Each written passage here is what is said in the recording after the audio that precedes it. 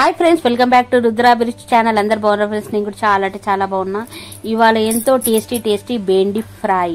అది సింపుల్ గా super taste ఉంటది, మీకు కూడా నచ్చుతుంది. ప్లీజ్ అండి ఫస్ట్ నుండి లాస్ట్ దాకా చూడండి, ఇక్కడ కూడా స్కిప్ చేయకుండా. నేను స్టార్ట్ ఏం చేసిన అంటే బెండకాయలు తీసుకున్నా, ఒక పావు కిలో బెండకాయలు తీసుకొని అట్లా ముక్కలుగా కోసేసుకొని పెట్టేసుకున్నా. మంచిగా క్లీన్ గా కడిగి తడి లేకుండా కోసి పెట్టాలి, అట్లా పొడిగా ఉండాలి.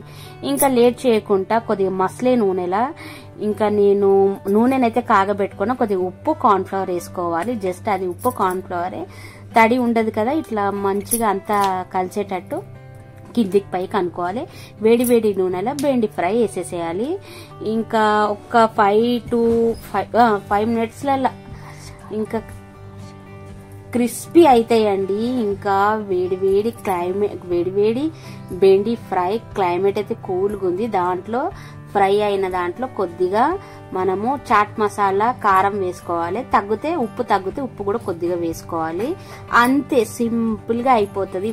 వేడిగా బెండి ఫ్రై ఇట్లా నోట్లో పెట్టుకుంటే కరిగిపోతున్నాయి. క్లైమేట్ కూడా కూల్ ఉందండి.